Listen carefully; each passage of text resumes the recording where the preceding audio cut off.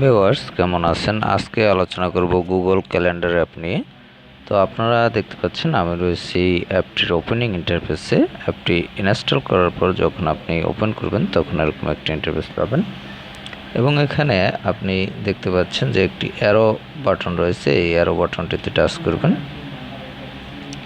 এবং পরবর্তীতে দ্বিতীয়বার আবার টাচ করবেন। তারপর হচ্ছে গট ইট এই অপশনটিতে টাচ করে দিবেন, তারপর অ্যালাউ চাইলে অ্যালাউ করে দিবেন। একটু সময় অপেক্ষা করবেন।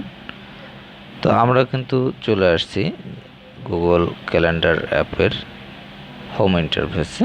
এটি হচ্ছে হোম ইন্টারফেস ক্যালেন্ডার অ্যাপের।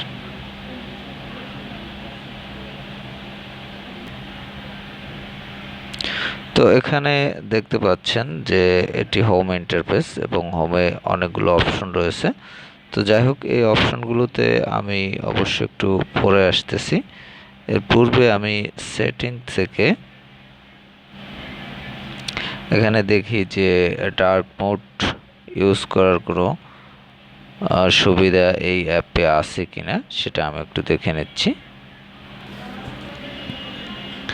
ভিউয়ার্স, তো আপনারা দেখতে পাচ্ছেন এটি হচ্ছে হোম ইন্টারফেস এবং হোম ইন্টারফেসে এখানে দেখতে পাচ্ছেন একটি প্লাস আইকন রয়েছে। এই যে প্লাস আইকনটি, এখানে প্লাস আইকনে টাচ করে আপনি এখান থেকে এই অ্যাপটি যে কাজে আপনি ইউজ করবেন সেই কাজটি এখান থেকে প্রপারভাবে সম্পাদন করতে পারবেন। তো এই অ্যাপটি কীভাবে ইউজ করবেন এবং কোন কাজে ইউজ করবেন সেটি আমি বলতেছি। এর পূর্বে আমরা একটু চলে যাচ্ছি এখানে যে থ্রি বার অপশন রয়েছে সেই থ্রি বার অপশনে।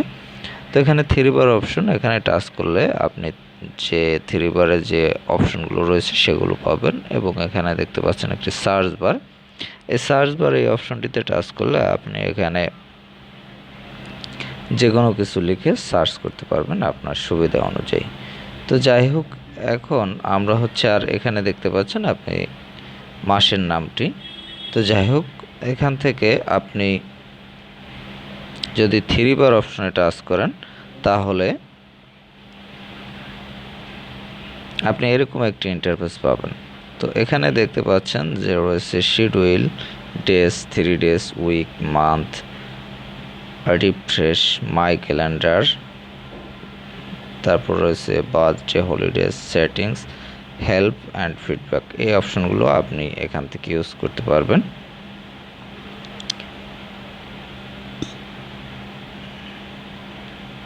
তো এখানে সেটিংস যে অপশনটি রয়েছে এখানে দেখতে পাচ্ছেন, এখানে যে সেটিংস অপশনটি রয়েছে এই সেটিংস অপশনটিতে যখন আপনি টাচ করবেন তখন এরকম একটি ইন্টারফেস পাবেন এবং সেটিংসের আন্ডারে দেখতে পাচ্ছেন এখানে রয়েছে জেনারেল, তারপর রয়েছে মাই ক্যালেন্ডার, তারপর রয়েছে বার্থডে এবং হলিডেজ। এই অপশনগুলো এখানে রয়েছে।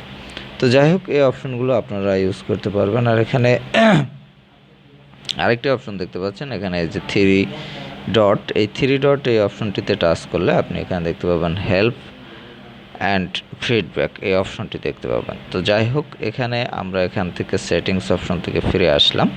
ফিরে আসার পর আপনি এখানে যে দেখতে পাচ্ছেন একটি মাসের নাম দেওয়া জুন, এখন জুন মাস চলতেছে। তো এখানে যদি আপনি টাচ করেন এখানে একটি অ্যারো অপশন রয়েছে। আমি অ্যারো অপশনটিতে আপনাকে আবার দেখাচ্ছি। এই যে অ্যারো অপশনটি, তো এই অপশনটিতে টাচ করলে আপনি এখানে দেখতে পাবেন যে এরকম আপনার ক্যালেন্ডার যেটি সেটি কিন্তু আপনি এখানে দেখতে পাবেন। এখানে দেখতে পাচ্ছেন যে ফুল ক্যালেন্ডারটি কিন্তু এখানে রয়েছে এবং এখানে আজকে হচ্ছে আপনি দেখতে পাচ্ছেন এখানে 8 তারিখ। তো যাই হোক, এভাবে কিন্তু আপনি এখান থেকে হচ্ছে যে মান্থলি যে ক্যালেন্ডার সেই ক্যালেন্ডারটি দেখতে পাবেন। এছাড়াও ক্যালেন্ডার রিলেটেড যে সকল বিষয় রয়েছে যেগুলো আপনার প্রয়োজন সেগুলো হচ্ছে, যেমন এক্সট্রা যে কাজগুলো আপনার প্রয়োজন পড়তে পারে সেগুলো আপনি এখান থেকে নিতে পারবেন। যেমন আমি এখানে বলেছিলাম এখানে যে প্লাস আইকন, এই প্লাস আইকনটিতে টাচ করবেন। টাচ করলে এখানে দেখতে পাচ্ছেন দুটি অপশন রয়েছে, একটি হচ্ছে টাস্ক আর একটি হচ্ছে ইভেন্ট, আরেকটি দেখতে পাচ্ছেন ইভেন্ট। তো যাই হোক, এখানে এই যে টাস্ক এই অপশনটিতে টাচ করলে আপনি এখান থেকে টাস্ক যে কোনো একটি টাস্ক রেডি করতে পারবেন। যেমন এখানে একটি টাইটেল দিয়ে দিলেন, দিয়ে দেওয়ার পরে এখানে অ্যাড ডিটেলস, এখানে আপনার অ্যাড ডিটেলসে আপনার যে ডিটেলস রয়েছে এখানে দেখতে পাচ্ছেন যে অ্যাড ডিটেলস, এখানে আপনার যে টোটাল ডিটেলস রয়েছে এই কাজের বিষয়ে আপনি যে টাস্কটি তৈরি করতেছেন সেটার যে কোন বিষয় বা সে সম্পর্কিত যদি কোনো কিছু লেখার প্রয়োজন হয় তাহলে আপনি এখান থেকে এখানে লিখে রাখতে পারেন। এবং এখানে দেখতে পাচ্ছেন যে আপনি অল ডে অথবা এখানে একটি টাইম রয়েছে সানডে জুন 16, 2024। এখানে আপনি এখান থেকে সেট আপ করে নেবেন যে আপনি কীভাবে সেট করতে চান। এবং এখানে দেখতে পাচ্ছেন যে এই বাটনটি আপনি যদি অন রাখেন তাহলে কিন্তু এই যে টাস্কটি আপনি তৈরি করবেন সেটি আপনার সময় মতো আপনাকে কিন্তু স্মরণ করিয়ে দেওয়া হবে এখান থেকে। এবং এটি যদি অফ রাখেন তাহলে কিন্তু আপনি সেই অ্যালার্মটি এখান থেকে পাবেন না। তো এখানে আপনার এই বাটনটি অন রাখতে হবে এবং অন রাখার পর আপনি এখানে দেখতে পাচ্ছেন সেভ অপশন রয়েছে। এই সেভ অপশনটিতে আপনি টাচ করে দেবেন এবং সেভ অপশনটিতে টাচ করার পর আপনি যখন সেভ করে রাখবেন তখন হচ্ছে আপনি এখানে সেভ করে দিলে আপনার এটি সেভ হয়ে থাকবে এবং আপনি আপনার নির্দেশনা অনুযায়ী কাজটি